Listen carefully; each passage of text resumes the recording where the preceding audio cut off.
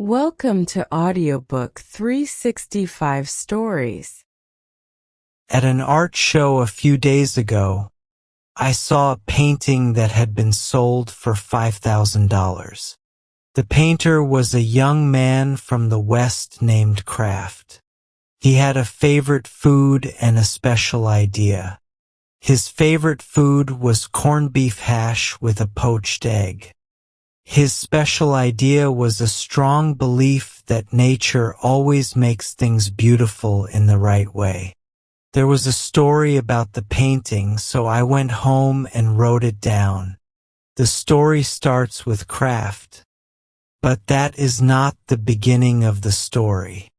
3 years ago, Kraft, Bill Judkins, a poet, and I ate our meals at a small restaurant called Cypher's on 8th Avenue.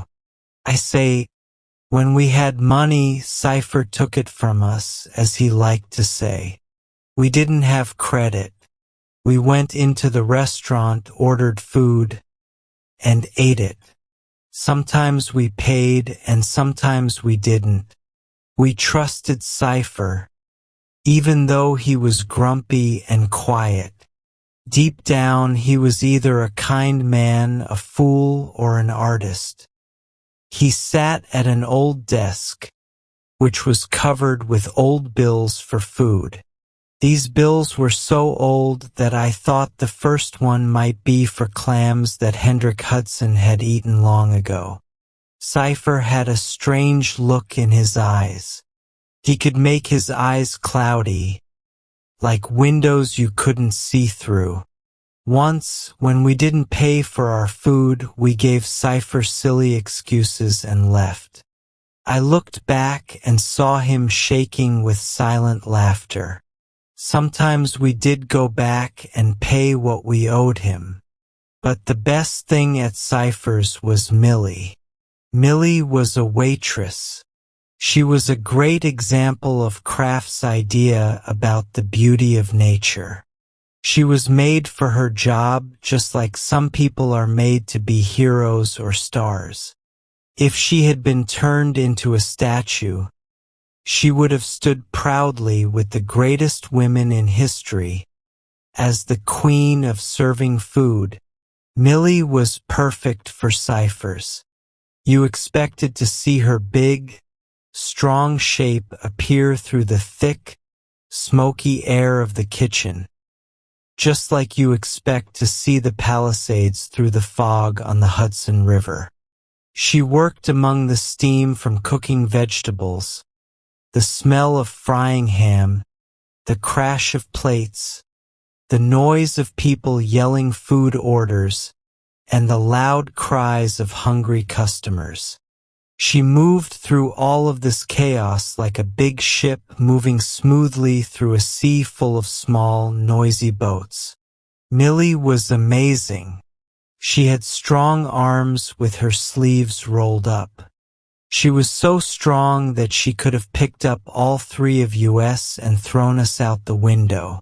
She was younger than all of us, but she was so kind and simple that she felt like a mother to us. She served food from Cypher's kitchen as if there was no end to it, not caring about the price or how much we ate. Her voice was loud and clear like a big silver bell.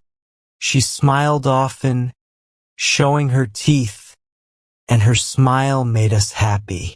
She reminded me of a bright, golden sunrise on top of a mountain. Whenever I saw her, I thought of Yosemite, but I couldn't imagine her being anywhere but Cypher's. That was where she belonged. She grew and thrived there, like a tree in the perfect soil. Millie seemed happy.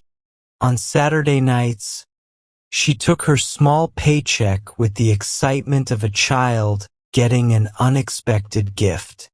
It was Kraft who first spoke about the fear that all of us secretly had. This fear came up, of course, while we were talking about art. One of us said the harmony between a Haydn symphony and pistachio ice cream was like the perfect match between Millie and Cyphers. There is a danger for Millie, said Kraft. If it happens, she will be lost to Cyphers, and to us. Will she become fat? Judkins asked, worried. Will she go to night school and become fancy? I asked, feeling nervous. It is this, said Kraft, tapping the table with his finger in a puddle of spilled coffee. Caesar had his Brutus. Cotton has its bollworm. Chorus girls have their rich Pittsburgh men. Summer visitors have poison ivy. Heroes have their Carnegie medals. Art has its Morgans. Roses have their...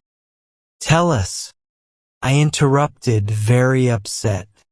You don't mean Millie will start wearing a corset? Do you? One day, Kraft said, very seriously, a millionaire lumberman from Wisconsin will come to Cyphers for a plate of beans. And he will marry Millie. No! Judkins and I cried in horror. A lumberman? Said Kraft in a shaky voice. A millionaire lumberman? I said, feeling hopeless. From Wisconsin. Judkins groaned. We all agreed that this terrible fate seemed possible. Few things could be more likely. Millie, like a beautiful, untouched forest, was exactly the kind of woman to catch a lumberman's attention. And we knew what men from Wisconsin were like when they became rich. They came straight to New York and gave their wealth to the waitress who served them beans at a small restaurant. Even the newspapers would help them. The headline would read, Pretty Waitress Marries Rich Wisconsin Lumberman. For a while, we truly felt Millie was about to be lost to us. It was our belief in nature's perfect design that made us want to stop this. We couldn't let Millie marry a lumberman, a man cursed with both money and small-town manners. We shuddered at the idea of Millie, with her loud, clear voice turned soft, her strong arms covered by long sleeves, serving tea in the fancy home of a man who cut down trees. No, Millie belonged at Cyphers, in the smoky air of frying bacon, the smell of cabbage, and the loud, chaotic music of clashing plates and silverware. Our fears came true that same evening. The wild woods sent us the man who was meant to take Millie away. But he didn't come from Wisconsin. Instead, he came from Alaska. We were eating our supper of beef stew and dried apples when he walked in quickly, like he had just stepped off a dog sled. Without hesitation, he joined our table. With the openness of someone used to the wilderness, he loudly began talking and acted like we were old friends. In just 3 minutes, we felt like we were ready to die for each other as brothers. He was tough, with a beard and skin hardened by the wind. He said he had just arrived from the North River ferries. Coming straight off the trail, I imagined snow from the Chilkoot Pass still dusting his shoulders. He spread out his treasures on the table, gold nuggets, stuffed birds, beads, and seal skins, like a man who had just returned rich from the Klondike. Then he began boasting about his wealth. I have bank drafts for $2 million, he said, and I'm making $1,000 a day from my claims. But right now, I just want some beef stew and canned peaches. I haven't left the train since I started from Seattle, and I'm starving. The food they serve you on those trains doesn't count. Gentlemen, order whatever you want. Then Millie arrived with plates piled high on her strong, bare arms. She looked so big, bright, and wonderful, like a mountain glowing pink in the sunrise. She smiled, and it lit up the room like the morning sun breaking through a valley. The man froze. He dropped his seal skins and gold nuggets as if they were worthless and stared at her. You could almost see the fancy diamond crowns and silk dresses he was planning to buy for her. It had happened. The pest had attacked the cotton. The poison ivy was wrapping around the summer visitor. The rich lumberman, disguised as an Alaskan miner, was about to take our Millie away and destroy the balance of nature. Kraft acted first. He jumped up and slapped the miner on the back. "Come out and have a drink," Kraft shouted. "Drink first, eat later." Judkins grabbed one of the man's arms, and I grabbed the other. Laughing and pretending to have fun, we dragged him out of Cypher's and into a nearby bar. We stuffed his pockets with his stuffed birds and heavy gold nuggets.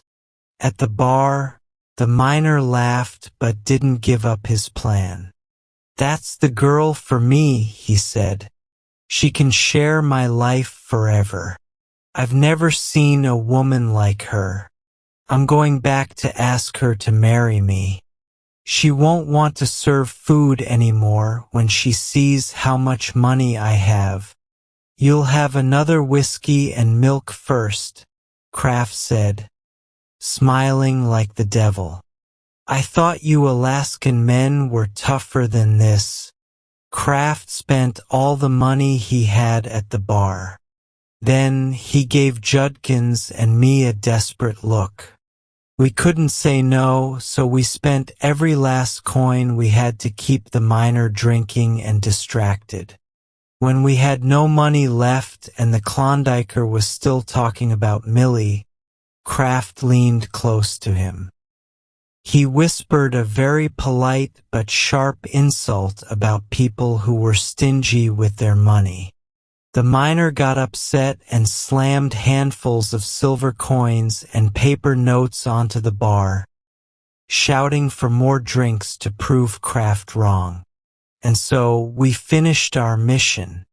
Using the miner's own money, we managed to keep him away from Millie.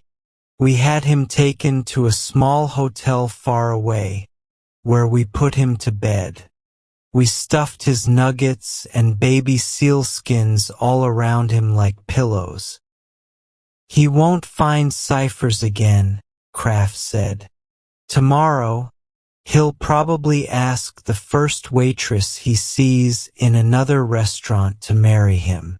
Millie, no, I mean the natural adjustment, is safe." We went back to Cypher's. The restaurant was quiet with only a few customers. Feeling victorious, the three of us joined hands and danced around Millie, who stood in the center, smiling. That was 3 years ago. Not long after, we each got a little lucky. We earned enough money to eat in fancier places than Cypher's.